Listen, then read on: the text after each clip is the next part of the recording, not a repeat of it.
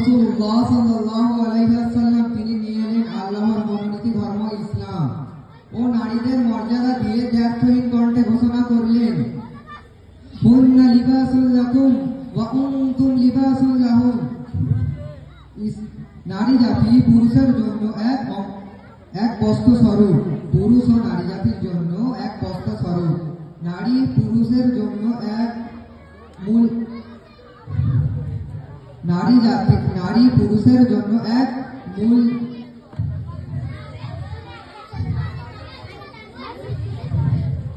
নারী জাতি পুরুষের জন্য এক মূল্যধন, পরকালের সম্পদ, অপরিসীম কন্যার আধার, নারী পুরুষের অর্ধাঙ্গ।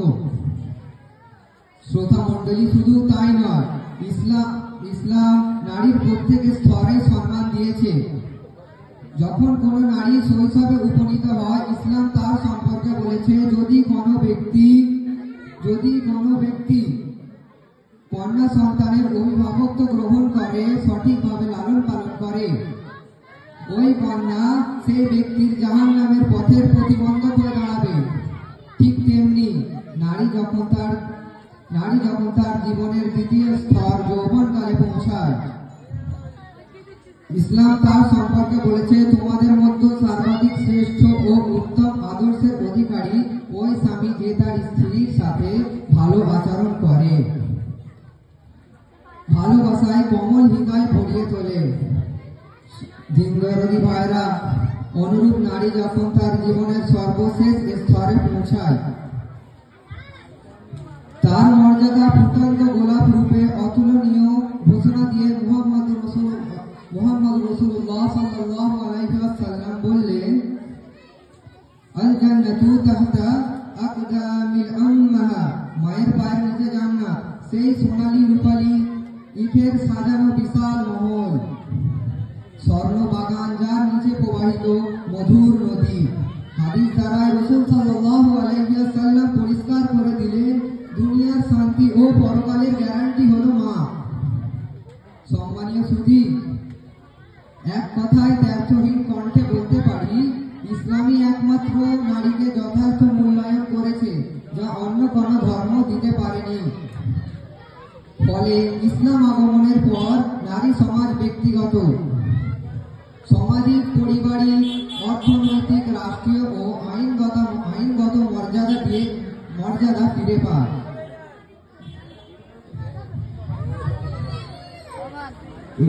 ইসলাম পূর্ব জীবনে তার একথা কল্পনাও করতে পারেনি। যে নারী ছিল নির্যাতিত, লাঞ্ছিত, ইসলাম আগমনের পর সেই হলো সম্মানিত। তৎকালীন সমাজে নারীরা পিতা বা স্বামীর সম্পত্তি পেত না, কিন্তু চিরসবুজ ইসলাম তার এই অধিকার ফিরিয়ে দেয়। ইসলাম এসেছে একমাত্র নারী জাতির জন্য, বিপ্লবী ভূমিকার আলোর বর্তিকা হয়ে। পবিত্র কোরআনে আল্লাহ তাআলা ইরশাদ করেছে, নারীর যেমন দায়িত্ব রয়েছে ও তার তেমন কর্তব্য রয়েছে, আবার তার তেমনি অধিকারও রয়েছে। ইসলাম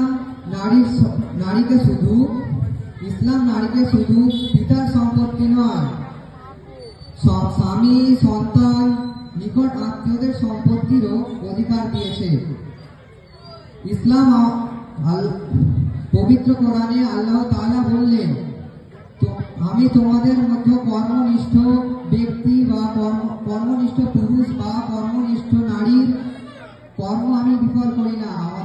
আল্লাহ তাআলা আমাদের সকলকে ইসলামকে বোঝার ও তার উপর চলার তৌফিক দান করুন। আমিন। দাওয়াতুল ওয়ানা আলহামদুলিল্লাহি রাব্বিল আলামিন। আসসালামু আলাইকুম ওয়া রাহমাতুল্লাহি ওয়া বারাকাতুহু।